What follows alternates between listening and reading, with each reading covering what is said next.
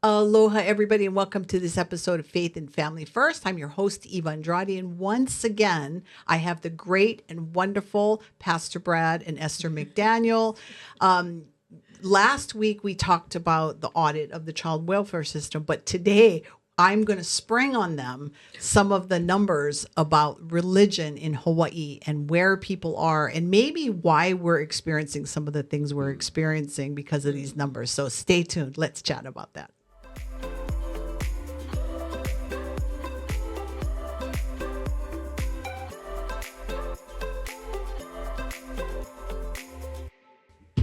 Brad and Esther, welcome back to the show. Thanks for having us. Yeah, Glad see, to be here. last week y'all were comfortable because we were in your wheelhouse. I know. Ooh. Yeah, this time I'm pulling you out of well, actually, no, because as a I'm pastor... going to direct you back in. Yeah, no, and as a pastor, you know, none of this is going to shock you because you have butts in the pew.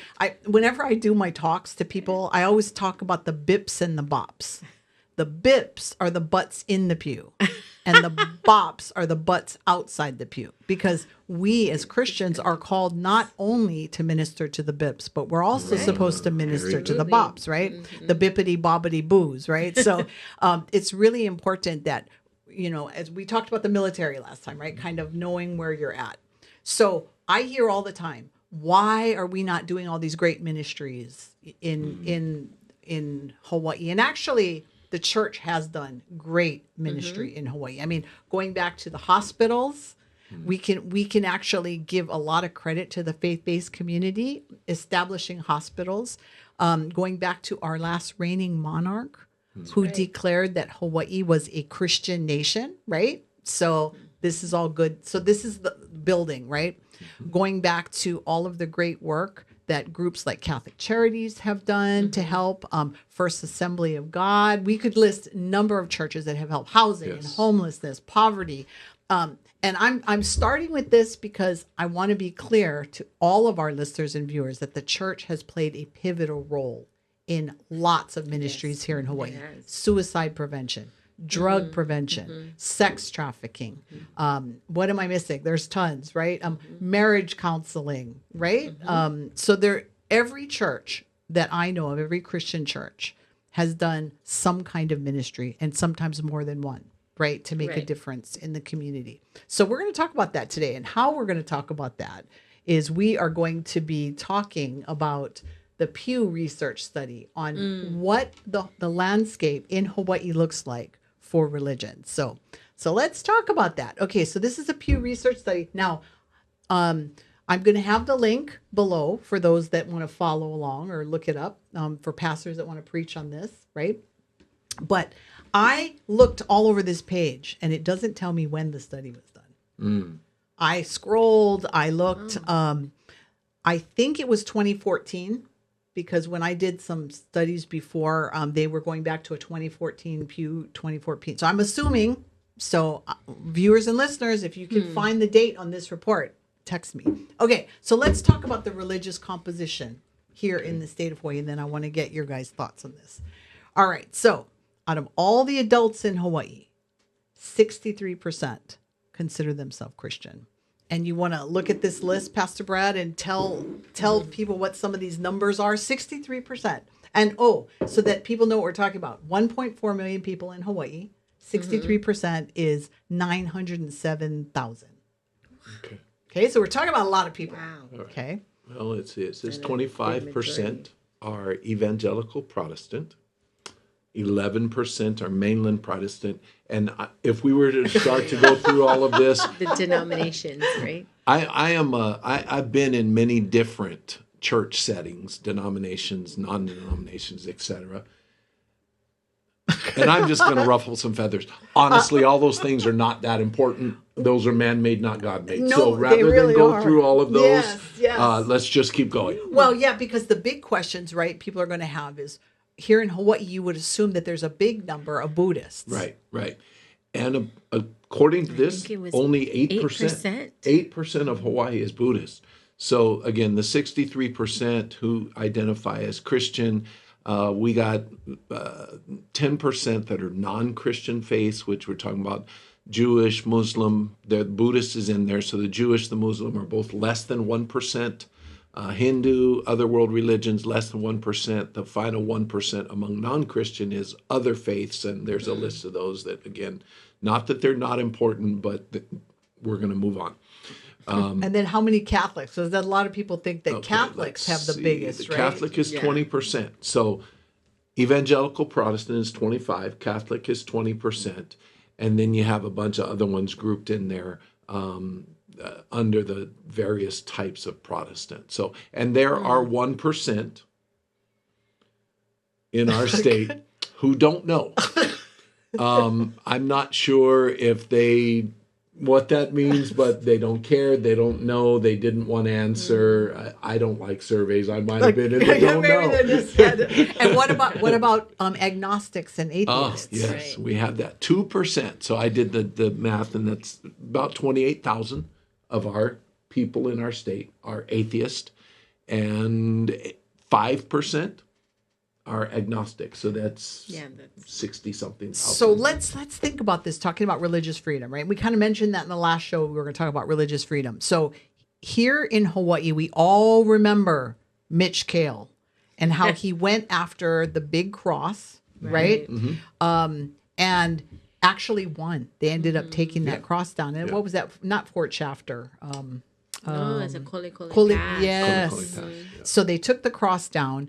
And we experienced probably a good 10 years of Mitch Kale going after all these things. I mean, I remember him walking around the Capitol dressed like Jesus to get rid of Good Friday as a day, because we have that, we celebrate that day. So 2% was going to tell 63% what they can and cannot do, right? But even if we were to accept that nobody should be forcing their religion off, because we agree with that, actually, right? That nobody should be forcing anybody to do anything. I don't want somebody of another faith to tell me what I need to do. However, Christians, if you're truly living a Christian lifestyle, people should see the Jesus in you and want what you have, right? So it's not an attack. It's like a welcoming. It's like, I feel comfortable around this person. I want to learn more about that. But even if we were to believe what he says, that people shouldn't be beating each other up, the proof of the pudding is the ministry that the Christian church has done here in the state of Hawaii since the early days, right? I mean, we've stepped up when nobody else has. Normally, when there's a crisis, fire in Lahaina, the first groups that step up are churches. That's huge. Right? I mean, you're a pastor. I mean, this is kind of inbred in you, right? And I mean, is that how you wake up in the morning as a pastor going, how can I help today? You know what? I don't know how to answer that. But I will tell you, going back to the Maui fires, right when it was happening, we started to get emails and phone calls from partners, financial partners, friends, family members on the East Coast, even all across the mainland. And they're asking, what can we do, et cetera, et cetera. And one of the things that I told them from early on was just that. I said, you know what? Give it some time. Because right now, the churches in Maui and churches from other islands who are going over are doing such a great job. As we receive reports, as I talked with pastors on Maui and ministry leaders from non-church type situations on Maui, and hearing the great reports of all that the church was doing. So I think that I just wanted to hit that because that's so important. They jumped in there. And the biggest thing that we were doing, I started telling people, pray for these pastors by name. Because they were, they were going 24/7. We're a nonprofit organization, a small nonprofit organization. And do you know that one of the first things I did was get permission from my board to give money to some of the churches on Maui who were doing ministry? Because I do think that 501c3 organizations should bless other 501c3 organizations. In fact, if we're building each other up, we're going to take more ground. Yes. You know, rather than drawing a circle around, and say, this is our ministry, stop doing that. Yeah. In fact, last week when we talked about the foster care system, this is a question for you, Miss Esther. Do you find that it's Christians most of the time that step up and want to help these kids that are stuck in the system? Well, absolutely. And our circle of influence, if you want to say, because we are proactively seeking out, asking pastors, please, give us some time in your pulpit or give us some time in the church bulletin to speak to your congregation, because that's who we know best is the Christian church. And that's basically like our lane. But, he's talking about Maui, and it's such a good example of one of the things that we do with church engagement is something called Care Portal. So I don't know if that's a good time to talk about that. Actually, because that was really activated during the Lahaina fires too. And one of the things that happens in Care Portal is it does have a mode that can switch to disaster relief, because Care Portal is it was originally created to serve children in foster care, but we have sort of adapted it to, interestingly enough, the Department of Education here in the state of Hawaii is an active partner and uses Care Portal. So Care Portal is a technology tool that helps to connect churches and individuals within those churches who want to serve, and the language now is vulnerable children. Children who are at risk, that they could be one step away from going into the system, or children who have aged out of the system. It covers a variety. And basically, nonprofit, private agencies, state agencies who are serving vulnerable children and their families can put the needs into Care Portal. Those individuals in all the different churches can get an email with those needs, and they can respond and help. So it's a simple way to connect the local church with the needs of vulnerable children. So in other words, this is a fancy coconut wireless. Big Right? time. Yeah, Right? I mean, that's, for real. yeah, On that's steroids. Wireless on that's steroids. right. There you go. And that's how we roll here in Hawaii. That's You know, right. so those of you listening, if you don't know, that's how we roll. I mean, in fact, I remember one time when we were fighting an issue. I'm not going to say which one because I'm trying to stay positive, although we are talking about the attack on religious freedom and all that. And I remember thinking that in Hawaii, all you got to do is stand at the grocery store and tell your uncle, hey, you heard what they're going to do with that bill. And the next thing you know, 20 people in line are engaged, because that's how the coconut wireless works, right? That's and right. somebody calls somebody that calls somebody. And in the old days, that was a really way to get people motivated, right? Yes. So religious freedom being under attack, right? Okay, you guys are going to hate me, but I don't care. It's popped into my head, so I have to ask this. You're a Christian faith-based organization. Have you experienced any religious freedom attacks based on what you do by the government? Let me, and it's not an attack directly, but even getting back to Care Portal. Right. So I think attack may be too strong of a word, but being able to Roadblock? roadblock. That's very better. good. So That's very good. my wonderful, lovely wife over here mentioned the Department of Education. They have a program called Education of Homeless Children and Youth. So it's EHCY. We say ECHI. That's how the short for it. And they are serving right now somewhere in the 5,000 to 7,000 children who identify as homeless, who are in our public schools. Now, we know there's more than that, but these are families who have identified that so they can receive services. So in 2022, some of the higher ups in that program reached out to Harvest. They were aware of the Care Portal, and they said, hey, can we use Care Portal? We had one meeting, they signed. We don't receive any money for Care Portal. We just oversee to make sure it's used well. They do pay some money to the Care Portal organization for the daily upkeep of technology. It's a very small amount. But we're just short of 2 years, and I'm just going to give you some numbers. They have had 249 children served by the local church in those roughly 22 months that they've been using it. To an economic impact, and an economic impact, I'm not going to go deep into it because it's a mathematician's dream and everyone else's nightmare. Half the people just shut down. God. But it's not just amount of goods or requests met or needs met. It includes social worker hours saved because of this. It includes things like that. But an economic impact of basically saving the Department of Education, this is just 1 year's, a little over $19,000. Wow. And in this economy, that's right. And they have paid not even $2,000 for the use of it in 2 years. wow. So again, the amount of money, just straight secular speaking, the amount of money that this technology tool is helping our state with. So what's the is roadblock? massive. The roadblock is that the child welfare services, who this was created even more so Right. for their system, has not, through several meetings, has not jumped on board to use Care Portal. Now, they have allowed their workers to call us, and Harvest is a nonprofit organization, so we can put requests in. So we have workers who know us who will call us. So they're using and it, put but they're requests in. using it Yes. through you guys. And the problem is, so we may have 50 workers who are using it. That might be a high number. But that means there's 100 plus out there who aren't able to use it. They don't know about it. They're not aware of it. We don't have that relationship. So roadblock, yeah, because again, if there's, we said last week, 2,300, we've heard the number 4,500 kids in the system.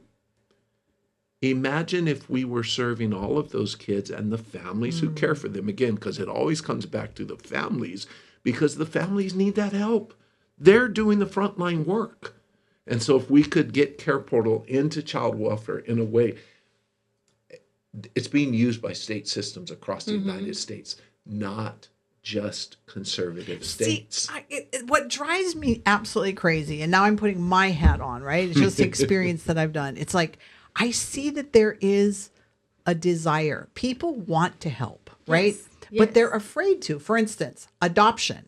I know a lot of Christian families that would be interested in adoption, but because they're Christians, they're worried that kids are not going to be placed in their home. And we know here in Hawaii that was an issue, right? With some of the adoption, Christian adoption agencies, previous, right? They would rather close than put their kids into families that they didn't agree with. And here's the thing about this. This world is big enough for everybody. Exactly. Like, let's talk about Jack, our cack. I'm thinking of my big fat Greek wedding. How's the cack? The cake maker, right?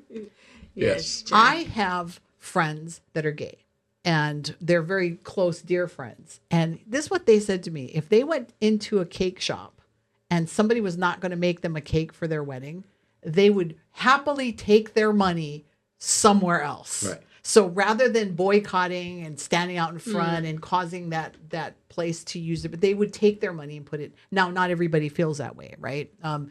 People want to be forced to do that. And I just think this world is big enough for people to be able to go and find what they want. So if there is an adoption, a Christian adoption, and they want to place kids in Christian homes, you don't want your kids put in a Christian home, then don't partner with that organization. There's probably other ones, right? I mean, am I wrong? Am I like freaking out for nothing? So your common sense statement there about how we should handle placements. Let's find that common sense, because Pew talked about I that. love it. You hit that perfect, that was- babe. But that's a common sense statement. Like, So we have options. Let's practice the options. yeah. So here in Hawaii, this 63% There they're it is. talking about, right? So the question they ask is, where is these individuals' sources of guidance on right and wrong? And the biggest winner, Dun, dun, dun.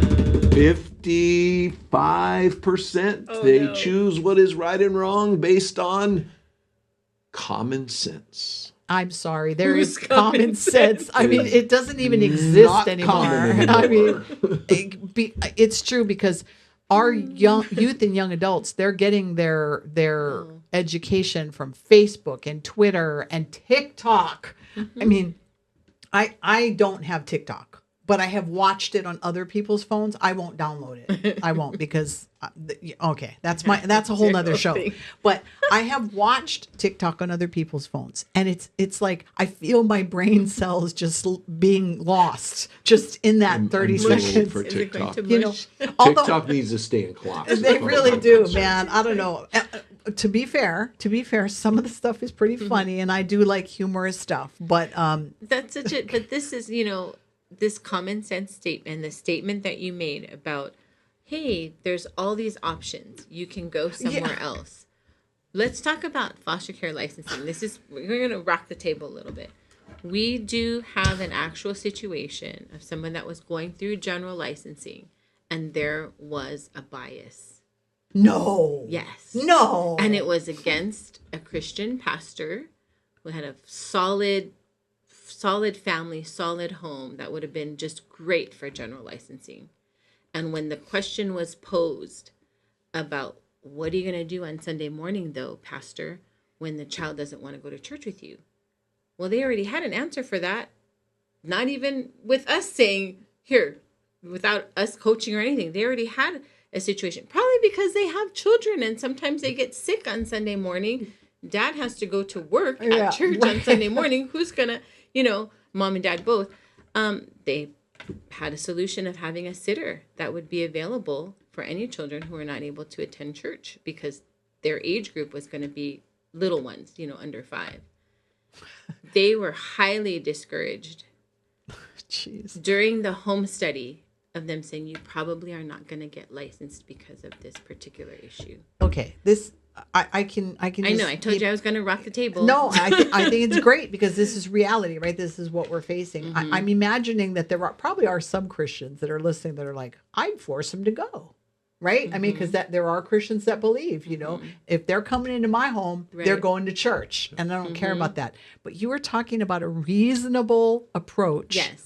That this pastor took saying, well, if that's the case, we'll get a babysitter. And now you have. And we have that set up, ready to go. We're going to pay for it. They weren't even talking about being reimbursed. They just had it as a solution. So a potential great foster family has now been pushed aside. Right. And they basically said the truth, and that is ultimately what happened. They were not going to. They took a break in that they were so discouraged. They said, "What happened here?"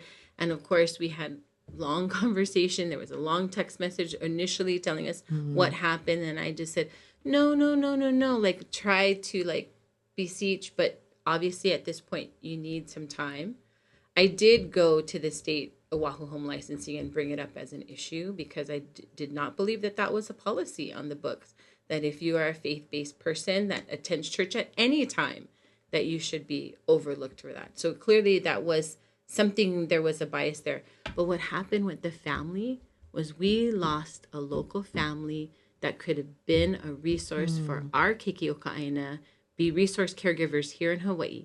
So what happened was another state, just a couple days after this has happened, like within that first week of that devastating news that, you probably won't be able to get licensed because of this, another state approached them and said, we have a child that needs to be fostered, but then eventually adopted. And that's where they went. This is a precedent that's already been set. So Hawaii, a couple years ago, they passed a law saying that counselors, licensed counselors, therapists in the state can only affirm someone who's experiencing gender identity issues. And so what happened was only affirm. And what's really sad about this, I don't understand. Talk about common sense. This is really driving me crazy. What happened to our options? Yeah, I don't understand because again, therapists is something that you pick as the parent. So you go to a therapist and you don't like them, you remove and you take to one that you have. But to force everybody to do it. But here's what it really bothered me. There are organizations, faith-based, some not faith-based, that have adults that have sexually molested kids.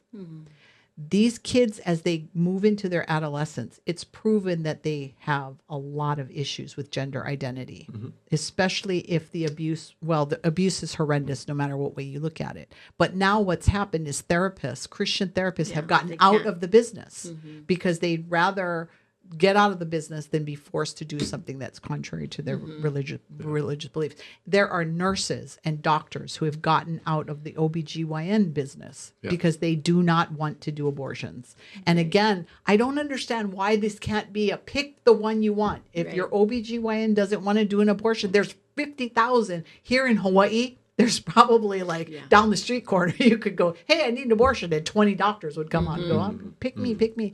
But I don't understand why, this is not, I don't understand. So I'm sorry. I'll get off of my little box now. Let me, so in terms of that situation that she talked about, there's a couple things that actually are, that was a terrible thing, but then it ended up wonderful great for the thing. family. Right. But one, I want to address that, especially for those people who are out there thinking, how on earth could that happen? Like my wife said, she called state licensing to ask, is there a policy? And they, when she told them what happened, she said, the supervisor said, that's all that we would, in fact, that's more than we would ask. If they had somebody in place who's going to babysit if that child, and they talked about, the home study person talked about, it would be more like the parents didn't want the child, because this is a 3 or 4 year old child. We're even in our state, we're not supposed to let them dictate to us hopefully still what they're going to do and what they don't want and do want. We're supposed to know what's best.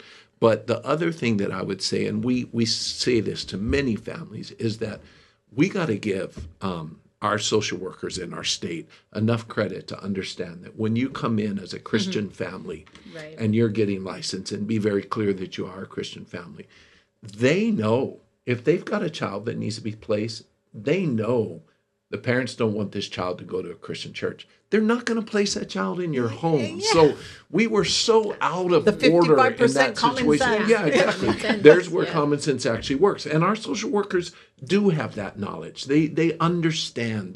There's a reason that they're matching, if you will, the homes. So they're not going to place. So I want our Christians to understand. Number one, we would never tell you to be fearful of those kinds of things. Because if you're called, you're called. Right. Faith over fear is Right. not just some T-shirt. Right.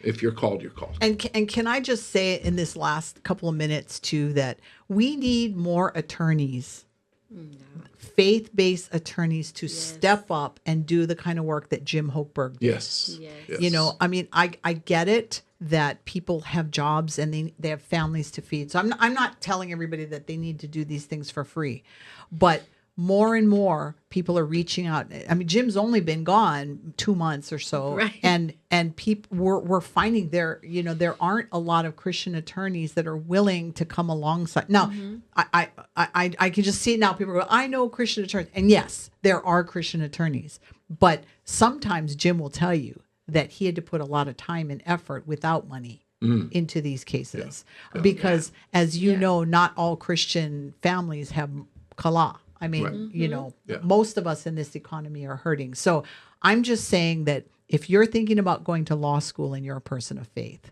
we need to have more and more Christian attorneys. We need more Christian doctors to step up and say no when they're being forced to go against their religious convictions, because the Christians are the ones, we talked about this already, that Christians changed the world. Yes. 12 disciples That's right.